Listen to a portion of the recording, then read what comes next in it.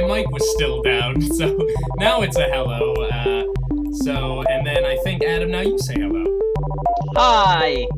Okay, so we're working out some technical issues here. Hello, everybody, and welcome to the Filmageddon Vodcast. That's right, we're calling it a vodcast. It's not a podcast. You can see us. It took a global pandemic to make it happen, but here we are creating video content to put out to the world in this trying time to entertain both you and ourselves. So welcome to the show. Me, Frank Soldato, there's my name, there's my Twitter, and him, Adam Grundy. Hi, Adam. Hello, Frank. It's lovely to see you, and sometimes I hear you, sometimes I see you, and sometimes I feel you. Sometimes I smell you, and I don't know what the other senses are. Is there like another one or something? I don't know. Either way. The sex is a sense. Sex sense. Like that's what that movie was, The Sixth Sense, right? The Sixth Sense, yeah, where he finds out that the man stood behind him was ectoplasm all those times. No, it's lovely to speak to you, and yeah, it took a lot of effort for us to get this going, and it's interesting to go from pod to VOD. And we will always do pod. Sometimes we'll do VOD, and sometimes it's going to be a nice little chin wag, a chit chat, a goofy hello. But we've picked no better time to talk about film and cinema and the developing Hollywood than when everything shut down. Yes, that was a very good introduction by you, Adam. It's almost as if we've had experience doing this. It's almost as if this is at least the second time we've done this whole thing. And I would say that the OBS software is very intuitive. It's very good, but it also has its caveats there. It's we've done one of these already. We did a full recording of this podcast, but the sound was unusable. So we're still working the kinks out. This is new for us. We do the podcast every week. It comes out normally Mondays, if not Sundays.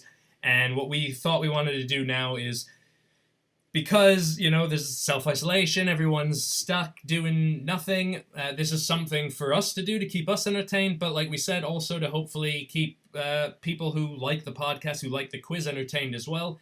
Who knows, maybe pick up a new few followers along the way.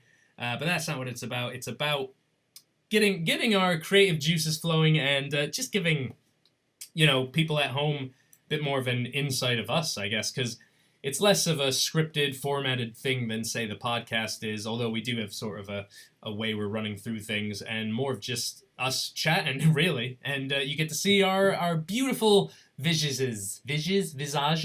I'm having trouble with that word. Yeah, well, you know what? It's going to be very interesting because usually the podcast takes a lot of cutting. We edit. I edit a lot of stuff out that we say that libel. For one, two, we're very bitchy, and and there's also sometimes some coughing. Oh, you will hear a lot of the coughing from me. I'll point this out again. It's not a corona cough. It is a throat issue, a long-standing throat issue, not a life-threatening one. So don't worry, everybody. But so I will be clearing my throat and coughing a lot. So if you could put up with that, and you could put up with looking at us, then you're in for a treat here on the Filmageddon Vodcast, the first episode. So let's get things started, Adam. And how we're going to get it started is, I guess, a somber look at the state of the world, a corona update, if you will, by taking a look at the coronavirus map tracker by Bing. And Bing doesn't give us any money for this, but here you go. It's a live updating map here. It's very informative. I've been paying probably too much attention to things like this. I like to keep my finger on the pulse of the world as it evolves with this ever-changing situation here. As you can currently see here, 219,000 confirmed cases of the coronavirus. That number is updating all the time. Active cases, 124,000. Recoveries, that's a very encouraging number, 85,000. Obviously, all these numbers are a lot lower than, in fact, what they will be, because not everything's reported here. It's interesting that there's all these. Every country has the same thing where it's like, oh, this is how many people have got it, and you're like, yeah, how many people did you not get tested? How many people did you not get get sent away from a clinic? And how many a government being like, we don't want to say that we're too bad. So it's you say that. I mean, let's take. I think a little country here, Russia, is doing quite well in all this. For as big a country as it is, only 141 active cases, only one fatality. And you know what? They share a border with China, Adam. They're doing so well in this. I mean, maybe we should all be taking examples from Russia. What do you think? I think that they're telling porkies. I think that it. I just think it's bullshit, and it's definitely scary. It's one of those things that it feels everyone. It's spreading so much now that it's getting to the point where everyone knows of. I think someone. We know someone over here who's come back from being abroad. They've got it in Russia. I won't get. In Russia, I am in Russia. I'm actually a Russian plant in the film quiz scene. My dad's here too. He's in the back. So they've had it, and like they're kind of quarantine, recovering now and stuff. So it's definitely scary because it's everywhere, and yet it's nowhere. But Thailand's there, so that's where I am. And now, Frank, obviously, in our last stream. You found out where Thailand was. I just hovered over India. I did it again. I'm trying to keep the parody for the stream that no one will ever see. There you go. Thailand. You're American. We know that this is the geography, world geography. Even though you're the most traveled American in the past year. Yes. Even though there's that. You know where the tennis tournaments are, basically. Yeah, I know where the tennis is. None in Thailand that I've been to, but there it is. 169 cases. More so than we said. Let's point out some good news out of all this. China, obviously 70,000. Most of that number comes from China. 70,000 recovered cases. No new cases reported as of yesterday. Stores are opening again. Yes, as we say, things probably aren't reported. All the Apple stores are opened. So that's yippee. News, Apple. Oh, I'm glad. I'm glad when the big companies make the most money. Yeah. That's exciting. I'll say it's nice that things can return to a normal or start to turn to a normal situation in China where they are sort of a month and a half, 2 months ahead of the curve with the rest of us. So it gives people like me hope in that hopefully some sort of normality can return here in the UK within the next 2 months. I mean, I doubt it. The state things go every day. There are more and more lockdowns that should have been in place probably a week or two ago. China was a bit more quick to act once it sort of spiked. And now that we're seeing the same sort of spikes in the bell curve as it is, we're going to get more and more lockdown here. You know what? Let's speak a bit about those lockdowns, Adam, because as you mentioned, cinemas are closing left, right, and center. And one very big to us here is the Prince Charles Cinema. Finally announced yesterday that they will be closing their doors temporarily. Of course, like most of the other cinemas in this country. So they've just announced that they'll be shutting temporarily out of the safety for their staff and for their valued customers. And, me and you have a strong connection to them, not only because of the Filmageddon podcast, but for those of you who don't know, I don't know how you wouldn't know by now, but me and Adam actually used to work at the Prince Charles Cinema. With a lot of the good team that has walked through those doors, and we had a lot of fun times when we worked there. It was one of those jobs that you actually did enjoy turning up to most of the time, I think. Like all jobs, it had its ups and downs occasionally. You could get upset a day or two here or there, but for the most part, it never had anything to do with like the people or anything like that. That was always the reason why you showed up to work and had a great time. It's sad to see them close their doors for now, but as it says there, they will be back. You can support the cinema by going online, going on their website, buying gift memberships in the meantime. And those are going to be valid for whenever they do come back. You can give it to yourself as a gift. Sometimes you got to take care, number one, right? Or you can give it to your friend, like Adam there. So, like, I'd have a gift card. This is my gift card. Here you go, buddy. Thank you, friend. Well, you've given me a phone. Yes. Wow. Oh, wow. That's magic, too. What a beautiful logo. Oh, you know what? I just realized that didn't work because we weren't in the scene where we're left to right. So we just look like idiots to everybody. You know what? I'm going to do it again for everybody at home. I've got a gift card for you, Adam. It's not a black coffee card. There you go, buddy. Thanks, friend. I have this. It's the logo of the Chicken Boys, which is our Twitch channel. Oh yeah, and you can see all the details down there. Chicken Boys. Who knows? This might be on Twitch right now, or it'll be on our YouTube, which is Filmageddon right there. There are 2 Filmageddons. We are the better one on YouTube. Instagram Filmageddon. Let's put the finger that way and point to the Twitter, which is Filmageddon Quiz. And so what do you make of the old PCC shutting, along with a lot of others? Yeah, I mean, it's obviously fucked up what the government are doing, and obviously selfish bastards by not like forcing them to close. Therefore, all of these smaller businesses are having to sort of take their own initiative to protect their staff. And but what the thing is about the Prince Charles, and one of the reasons why we love that,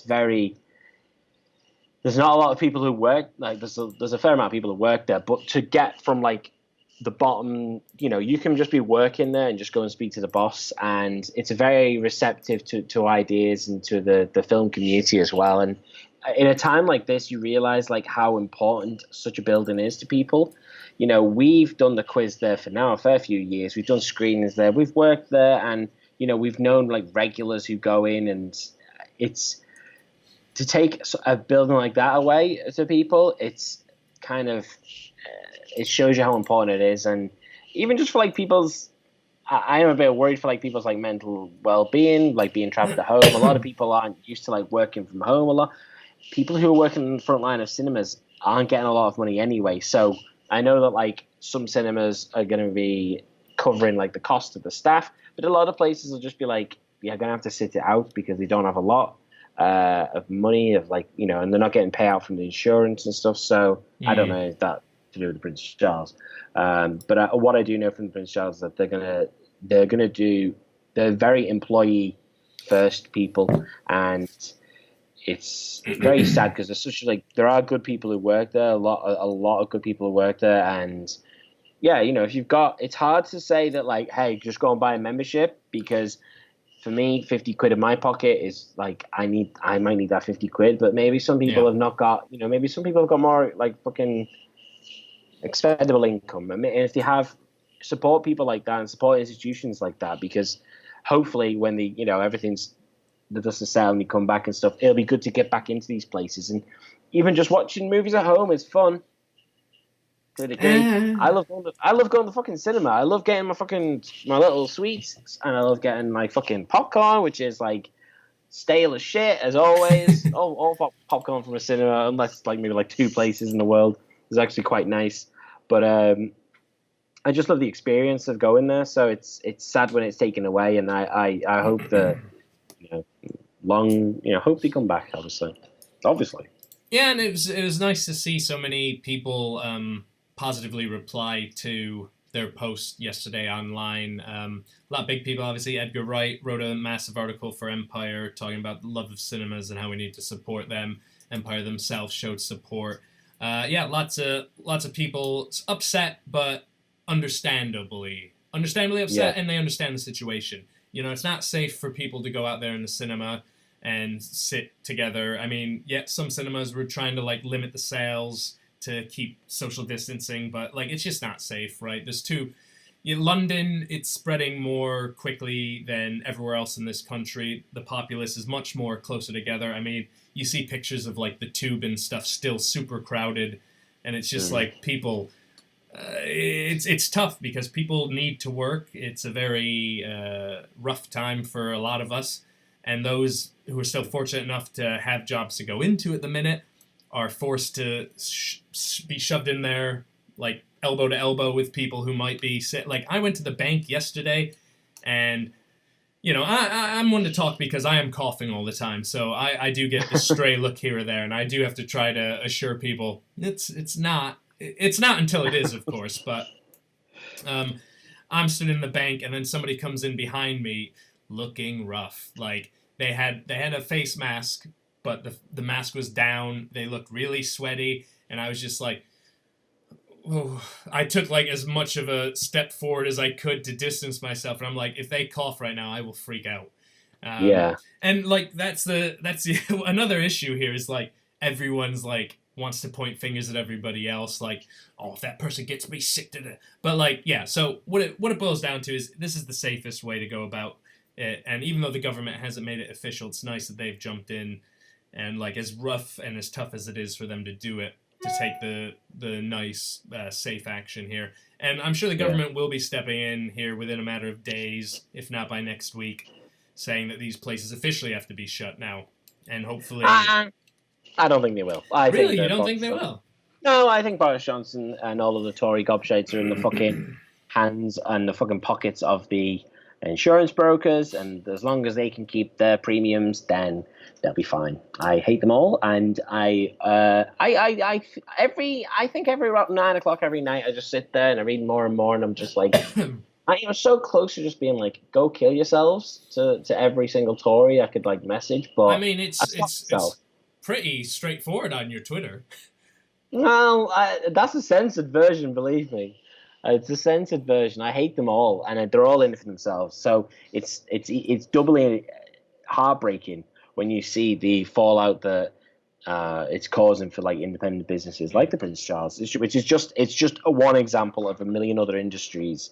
And thankfully, they've got such good people there that they're willing to sort of close for the time being and protect the workers and protect the patrons as well. Like, no one wants to go to something that's like, I don't know. I always have this guilty thing. Like, I'm in Thailand right now, and like, there's always a thing here of like a lot of restaurants. If you go and sit down to eat, then there'll be like someone who's like serving you, and they'll just like stand close by. And I'm like, if I finish like a gulp of water, someone just walk over and just pour more in. And I'm like, I feel so guilty, and that's on a normal day. I just feel fucking guilty about it. Yeah. So I wouldn't feel comfortable myself going to the cinema and knowing what it might be doing. Like, I'm fine. I'm as healthy as I can be. I mean, I definitely could be healthier. But, no, Frank, no, not the screen. It just comes through the microphone, like, yeah. Comes now. So it's tying in with the podcast. Oh no. Yeah, I'm just glad that they're taking the health and of the patrons and the employees. And there's a lot of I'd just head over to like the Prince Charles's like Twitter, or even like the Podcast Cinecast page. Like, they're always kind of pointing out like, what there's a very creative group of people who've worked there, or still work there, have worked there, and just support those people you can. And even if it's just like fucking getting their projects out there and stuff, and even if you can't commit financially, just support these like very creative people at this time. I mean, that's what you sell, family. Yeah, and it's why we are a thing. Really, we wouldn't be the Filmageddon podcast, now Vodcast as well, or Quiz without the Prince Charles. It's what originally inspired us to start the quiz, and then off of that quiz, it sort of put a boot up our ass to start the podcast. And really, it's the thing that has kept it's the backbone that's kept us going throughout this time. So it's allowed us to branch out from doing just the quiz. At first we were just the quiz. It was every month at the Prince Charles. It was when we were still working there occasionally as well. And then when we slowed that down because we had other things creeping into life, we decided we wanted to still have a presence, so we started the podcast. And then we've done videos and stuff here and there. We Twitch streamed occasionally a few months ago. We're constantly trying to do these things, these creative things, and it all stems from working at the Prince Charles, really. So it should be pointed out as well, with the temporary closure, it does put in the film quiz, which we did have scheduled for April 15th, into doubt. So we're not going to make that date, I'd say. yeah, it's just not attainable, really. You know, we're less than a month away from that. So I don't think in any best case scenario places are going to be opening in less than a month now, just based on what it's looking like elsewhere. So the quiz itself, which we did have scheduled for April 15th, we changed the theme originally from the spy themed Bond one when Bond was coming out in April to I put there a timely cough quiz. I could just do the coughs now. But obviously take that to mean what you will. It was going to be, we were going to try to have fun in light of the situation. So yeah, we won't be doing the quiz on April 15th, I don't think. But we will, you know, with the advent of this sort of thing that we're doing now, hopefully have a little thing planned for people. So, and it will probably be, I would dare say, live. This first one we're doing is obviously a recorded one, and we don't know if we'll keep that up with the vodcast, either records or live streams, but we're going to hopefully do something quiz-related as a live stream that everyone can get involved in while they're all cooped up in their houses. More details on that as it comes. And we figure it out. We figure it out, yeah, because, I mean, this is why we're doing take 2 here, and who knows, this take 2 might be trash as well, and then I will go hang myself. You'll see my legs hanging in that hallway. Where... Oh, it'll be like in Wizard of Oz when they're off and yeah. you see the munchkin hung himself. Did he do it? We don't know. No. So cinemas are closing, and we've talked about this on the podcast. If you haven't subscribed to it, make sure you go and do that. It comes out every week. We talked about the idea of movies coming to VOD earlier or in lieu of cinema releases, and we've seen films like Birds of Prey come out to VOD months in advance, and now the biggest release to come our way in this month of March is coming to VOD a mere 2 weeks after its cinema release. That's right, everybody. Ladies and gentlemen, Bloodshot is coming. There it is. Bloodshot racing to VOD next week. This reported on Dark Horizons, which I made the joke in the first time we recorded it. This website is gone to shit. It's one of those things that, you know, since you, like, when you go on, it's like early internet. It's like you just keep going on a certain website for a while. Like I used to, like, when I was a kid, I always like read like wrestling news, and it was like nodq.com or something. And I'm like, after a while, I was like, what the fuck am I still going on this website for? Yeah. I've never done that with Dark Horizons, even though it just collects other people's fucking stories. I don't believe these people are real who fucking put the stories up. Hence why there's Garth Franklin. That's not a real fucking name. But yeah, no. Obviously, it's reported on Deadline. Yeah, so Bloodshot, which had Vin Diesel as a big fat potato man, he as a super soldier, and now it's on VOD. It lasted a weekend, 2 weekends in the fucking cinemas. It was probably gonna leave cinemas before before this anyway. So what's the point, right? Yeah. What's the point? What is the point? You know, he plays a man shoved into a suit, and he needs some sleep. Apparently, it's gotta be said, he never has sleeves, and unlike someone like The Rock who can pull it off, Vin Diesel really can't. I think he sort of needs sleeves. He doesn't have good shoulders. He doesn't. No, it's a bit weird to like. I've never thought I need to have like that's it. That's a Vin Diesel Halloween costume. We're still on lockdown in by October. It's like, who are you? It's like Vin Diesel. It's like, where's your muscles? Like, where's his? Yeah. Where's your hair? Same. Jesus, look, I'm the most palest man on earth. You're paler than him when he does go all bloodshotty in this trailer. That's how I wake up as well, just like, yeah. It looks awful. It looked awful 2 weeks ago. It looked awful when we did our monthly preview of like films that are coming out to cinemas, which should be very interesting to do our April episode of it. Films coming out this week. Yeah, really short, that episode. Mini cast, that one. Yeah. So yeah, this was it looked like a flop, if I'm honest, and it only made 9.1. To be fair, a turbulent weekend. It made $9.1 million at the box office. But yeah, it's going March 24th. It's going on to VOD for the price of $19.99. Frank, what do you fucking make of what do you make of the price? Does it put you off watching Bloodshot more than you already were? All right, my thoughts are that in this sort of lockdown culture that we're living in now, personally, me, it's a ripoff because there's two people living in this house. It's me and it's my girlfriend, and it's basically the price of it's the price of 2 cinema tickets. So I wouldn't go to the cinema to watch Bloodshot. So for me, it's a ripoff. Now it's VOD, so I would own it. Would I ever watch Bloodshot again? I'm guessing no. So, taking both those things into account, it's a bad deal. But there are those people out there, the thick ones, a lot of them probably living in the South of America, who have big families because of inbreeding and the like, who this is quite the deal for, because for $20, you're getting a new film that it will entertain like 6 or 7 of you that are self-isolating. Again, if you're from the South of America, you're probably thick. You're going outside anyway thinking this is all just a hoax to get Trump out of office. Maybe you're down at spring break. We've seen those videos today now. But yeah, no, I could see it as this along with other films. If it's that $20 price point where you own it, it's a film that was going to come out in cinemas. You're not going to a cinema anytime soon. I think this is probably a good deal. For this specific movie, no.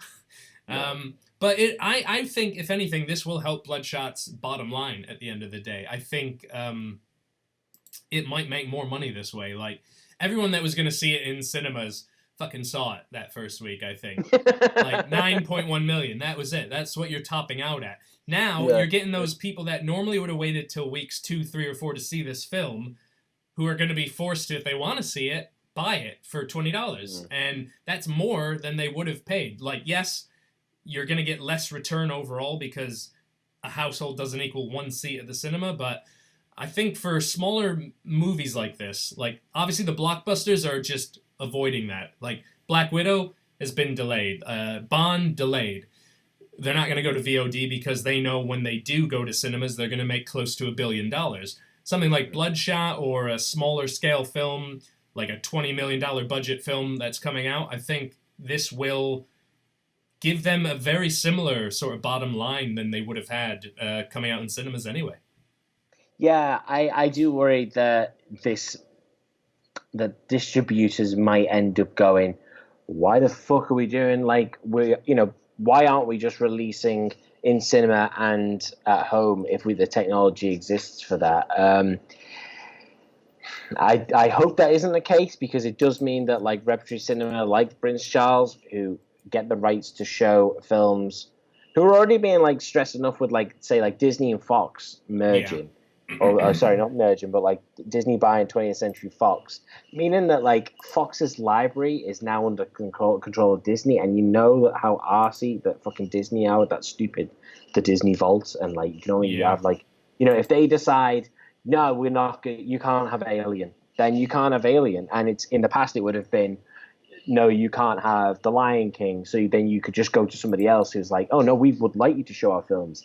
It does make me worry that, obviously, it used to be that, or it used to be, still as a fucking recording, that it's like you premiere, you have your run, then you'd have, like, repertory cinemas would pick it up in those few weeks before it goes to rental, or when it's in rental, and then obviously when it hits sort of DVD, Blu-ray and stuff, that's when, that's the kind of the end of the life cycle for it. And then obviously, like, TV rights and then streaming rights will come after that. So it's going to be interesting to see what they do, because I think, $20 is too high a price point. And if you're paying like 11 or 12 quid, I can't even remember how much fucking Netflix is, but, like, which just shows you how fucking ingrained it is into people now. You're just like, it's the Netflix, it just goes out. It's my Spotify, it just goes out. And it feels odd to be like, I could get 2,000 films and TV shows for less than the price of Bloodshot.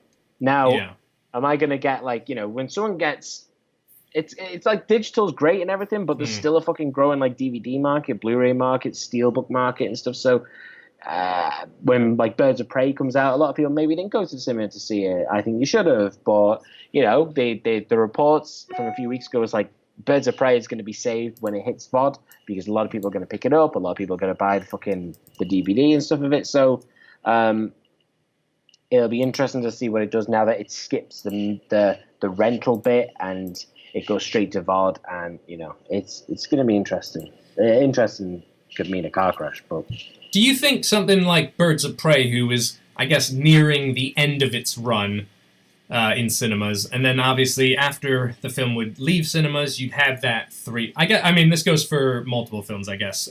Do you think, and we talked about it a bit on the podcast, but pushing that VOD release forward, obviously the companies want to do two things here, right? There's the nice side of you that wants to think the companies are like, oh, we just want to keep people entertained during this rough time. And then there's the cynical side that's like, and they want to capitalize on this. Because it's not like they're releasing these films for free. It's not like they're releasing them at a cut rate either. We've that's a good point. A lot of the world is worried about where their next paycheck is going to come from now. So many jobs are going to be lost. The economy worldwide is going to take a massive hit. I'm fucking sitting here with no work. It's like I'm. If I wanted to buy Birds of Prey, if I wanted to support it, or if I wanted to support the Prince Charles and buy a membership, I really can't now because I don't know where my next gig's coming from. Yeah. I thought, like, when we talked about it on the podcast, like Disney Plus putting something like Frozen 2 out there earlier, I thought that's all right, because like they're already, the people that are subscribed to Disney Plus are already subscribed. I don't think Frozen 2 is necessarily going to push you into subscribing to it. Maybe there are the people out there whose kids are now home that would do it, but I think that's just like a nice bonus, like, okay, 2 or 3 months ahead of time, take this film that your kids are going to keep you entertained for a bit. I think like a Birds of Prey or a Bloodshot coming in at full price when, even if cinemas were open, I don't think we'd be going, because less and less people can afford it in these times when jobs are being lost, freelancers aren't getting work, all this stuff. So I think that might have to change over the next coming weeks. I don't know. It depends how long this whole thing lasts. Everyone's saying we're probably going to be feeling the effects of this for 12 to 18 months, regardless of how long people are quarantined or isolated for. It's an interesting time. I'll keep saying that because it is. It's very interesting and scary. And I've got to smile and laugh through it all. Yeah. It's. I mean, like, the thing is, the people making those decisions for like the big companies making those decisions aren't the ones who are working the fucking arse to the bone for the next paycheck, and a lot of us are in that sort of same boat. And yeah, even when we do the podcast and we go through like our monthly thing of like what films are coming out, we always say like, pick one that you'd want to watch at the cinema that week, because in the past I maybe have had like an Odeon card where I've been able to go like every fucking, I could go as many times as I want, and that works out well, but because that's basically like buying like a subscription to the cinema. But I don't believe I just think 20 quid for an individual film is too damn high. Yeah, I mean, I'm not going to be spending 20 quid on pretty much anything apart from food until the work starts picking up. So we'll have to see what goes on. It'll be interesting, because now we've passed that point of films actually that have been released. So now there'll be those films that were meant to come out over the next few weeks. And we've seen, like, again, the bigger ones move away, like A Quiet Place 2, not Birds of Prey, Black Widow. Those have moved away. But what about those like $10 to $20 million films? Do they just go straight to VOD now? Or do they try to hold out? Is there a benefit into holding out when they're just going to have to face that? I mean, really, I don't have the list in front of me now, but whatever movies that were coming out against A Quiet Place 2 surely stand a better chance of going straight to VOD this week, next week, than coming out against A Quiet Place 2, right? I think it's a really good point. And we even said in the last episode of the podcast of how The Hunt had been delayed because of like a school shooting or something. Yeah. And it was delayed because of that. And obviously people were like, if you release it now, it's insensitive. And then the week that they've released, they even did like a midweek release of The Hunt. Yeah. And trying to get the jump on. I think it came out the same week as The Quiet Place, but trying to get the jump on all these on these films, and then the week that gets released, now we're closing shit down. So it's and then that is like it's not a fucking tiny film, but it's not a fucking Black Widow film. Black Widow and all those kind of films, Disney could take the hit if they wanted to. Yeah. The only reason they're not is because they want the money for it, and obviously, you don't become a millionaire by being charitable. So, true. That's why I'm poor. Well, Adam, now that everything is closed and that there is no really leaving the house, if you want to keep safe and healthy, what have you been doing to occupy your time apart from the norm, I guess? Nothing. I basically have been self-isolating for 18 months, so I'm a bit further down the road for you, so I'm just going to tell you that the road looks dark, the road looks scary, and it is. Just let yourself go, like a bad trip, just like that I've heard about. Just let yourself go and just see what happens. See where your mind takes you. Maybe it's going to be the time you're going to write the fucking greatest novel of your life. Maybe you'd be like me and start a script and just start two scripts and just fucking any kind of fucking creativity just left my body. Or maybe you can just buy Animal Crossing comes out, I think, tomorrow or the day after. So I'll be looking forward to that. I've been playing a lot of Rocket League. I'm getting quite good. No, I'm not. I'm getting competitive with it. I'm getting repetitive with it. And I've been playing 2 Point Hospital as well, which is oddly timed. But I've been playing this game where it's basically like Theme Hospital, but like you build robots or something. No, you just build a hospital and then like you cure people, and then especially at this time of the year, it's kind of nice. I feel like I'm not saying I'm doing my part, but I'm on the front line. So, well, I again, we've done all this once before, but I was telling Adam before how there's a bit of me that wanted to reinstall Pandemic or Plague Inc. Because I was big into that back when H1N1 was kicking off, thinking, this is fun because it's never gonna affect me. A global pandemic, that's never gonna happen. And now here we are a few years later, and I sort of just want to play the game so I can see how easily the viruses can if I lose in Plague Inc., then that's a good thing. That'll set my mind at ease, right? Because right? I think so. Wait, is this the one where like you have to spread it or you have to stop it? Oh no, you create the disease, and your goal is to wipe everybody out. And normally it's Greenland who are sticking out. They're the nasty ones, but here it's just Antarctica in real life, it would seem. Yeah, I mean, penguins aren't really that susceptible to I don't believe, all the aliens that are under the ice with Oprah. It's I've only ever played the fucking board game of Pandemic where you have to like heal and stuff, and we've played that like fucking 18 times, and me and I was like I think once got the cure for everything, and it was like the biggest celebration on earth. Like we finally fucking beat this game.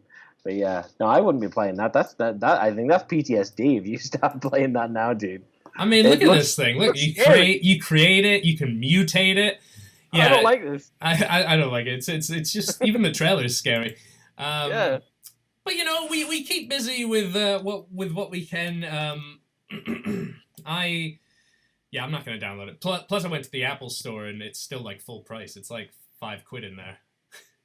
That's too much. £5. I mean, like that. At what point is it just? Yeah, you just keep dwindling it down. Be like £20 for a fucking movie. I'm not paying for that. It's like £5 for a game. I am not paying for that. However, fucking Animal Crossing is like ready to download, and that was 50 bones. So. But you've already paid for that, so you're good. Yeah, I paid when it did, and my outlook on work was a lot brighter and a lot chirpier. I was like, that's only a few hours of work. And now it's dry season. I miss work really. I've been. Most of my days have been now spent looking for work. So I set myself a little task sheet every morning. Spend like an hour or two. Gotta send out those CVs, even though no place is probably hiring in the current climate. The jobs keep being posted, though. I keep seeing them on LinkedIn, and I keep thinking, is that like a carryover from before when it got really messed up and they're not really hiring? But it doesn't stop me from having to throw together covering letters, the bane of my existence, trying to make them unique to each individual employer. If you're an employer, though, I really want to work for you. You need some videos produced, edited, streamed. I mean, Exactly. despite all the technical glitches and the fact that this is take 2, we can do it. No, so yeah, my mornings are sort of that. I get the dog out for a walk. That's nice. Get some air, get some steps in. Gone to the gym once or twice this week. Don't know how much longer it's going to be open for. Don't know how infected it is. I'm guessing, I'm the only one coughing in there, so that's a good sign. Not for the other people, but it gives me a lot of space on the machines, which is nice as well. I got off a bike. You just want your leg press and just like... Then I finished on a bike, and it was like there's 5 bikes there, 5 of the stationary bikes. No one was on any of them. I was on one at the very end. I got off.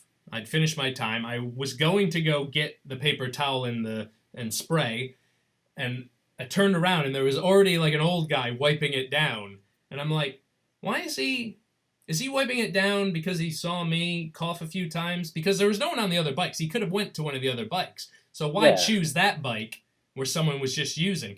And I was just like, I came over and I made a point being like, oh, I was just coming to do it. He's like, no, it's fine. I got it. I'm like, all right. I just walked out without asking any questions. Did he work there, or was he like wiping it and then just like keeping it? So when he gets in, he's like, that's that Yankee smell I've always liked. He did strike me as a bit of a priest sort of vibe to him. He was a bit older. Priest? Yeah. He's a bit, white haired. Maybe looks like he worked in the priesthood. And I'm not a spring chicken here. I'm no altar boy. I'm not saying anything. I'm implying. Did he have like a gym kit on with with the collar, or was it like? Yeah. He had a tank top on. He had a collar. He had a teardrop tattoo.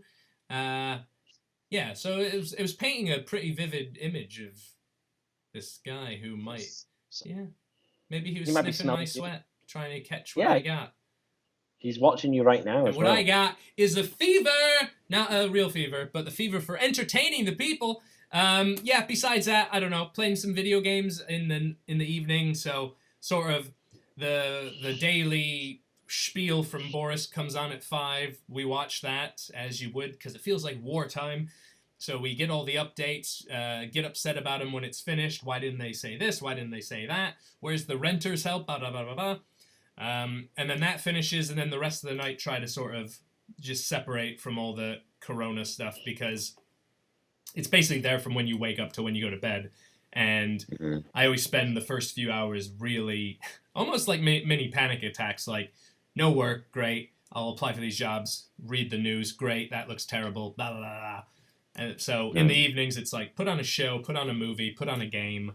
I've been playing BioShock, the remake, recently. Really enjoying getting back into that. Forgot how great of a game that is. Just avoiding reality in the evenings and then waking up and doing it all again.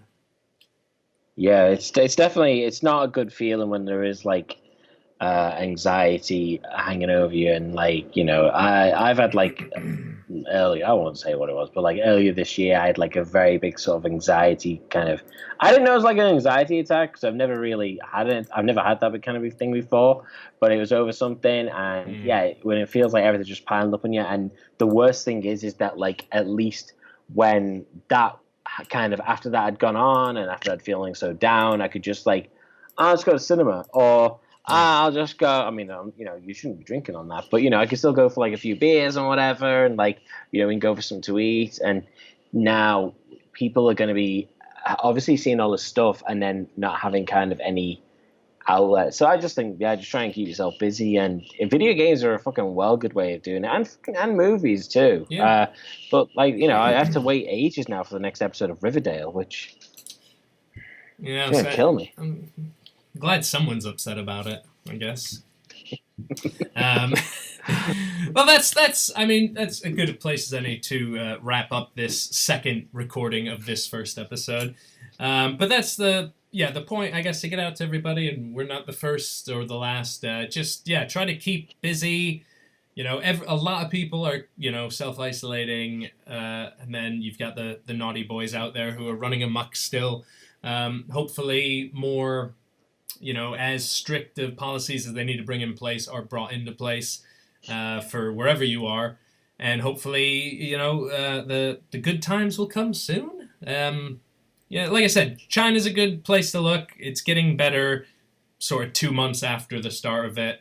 Every place else was 5 or 6 weeks behind them. So hopefully, everything keeps getting pushed back, and hopefully we start to see, let's get to the peak of the curve, the rough times, and then let's ride it down to the good times. Because there'll be good times again, right? Yeah, I guess so. Yeah, like Line Rider, that game. Remember that? That was fun. Was that like Tron? Line Rider? No, it's that one where it's like you draw a line and then like the little thing in a sled goes along, and then it'll be like. I love watching them. Well, maybe we'll do that here once. We could probably do Line Rider live on this because we're going to be doing more of these. Like we said, we'll do these once, maybe twice a week. We'll get more people involved. We'll get the other Quizlings involved. I know Blair will be around. Hopefully we'll get Luke involved as well. Maybe some others, who knows. We'll work out the technical difficulties. I'm sure this first episode is going to be far from perfect, all things considered. But yeah, and we'll keep up with the podcast. So the podcast will come out every Monday or Sunday-ish, depending on when we record it. And these we'll see if there's an actual schedule or if we just do them off the cuff. Again, they'll be on YouTube, maybe they'll be on Twitch. All our details are below. Filmageddon on Instagram and YouTube, Filmageddon Quiz on Twitter, Chicken Boys on Twitch. And keep an eye on our social medias because hopefully we'll be doing more interactive things with you guys, like a quiz-like thing, maybe a bit of gaming, maybe some watch-alongs, because we could put anything we want in these windows. Maybe a little movie. I mean, I don't know if we'd get taken down. Who knows? Maybe. Let's just watch Bloodshot. Let's watch. If we all buy it, then it's legal. If anyone wants to gift it to me, then that would be helpful. Warner Brothers, if you're listening, I don't know who fucking did it. Imagine that, just like that's how people watch it, is just through this. Yeah, you'd be taken down in an instant. Vin Diesel would come round slowly to your house and get you. All right, well, that wraps it up for the first episode of the Filmageddon Vodcast. Yeah! Well, second, technically. Woo! Adam, high five.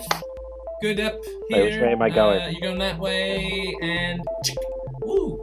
Hey. I gotta wash this hand now. All right, guys. It's gotten really dark here, doesn't it? It has gone. It was really sunny a second ago, and now it looks like you're in a pit somewhere. But puts the no shade on it scared, or else it gets the hose.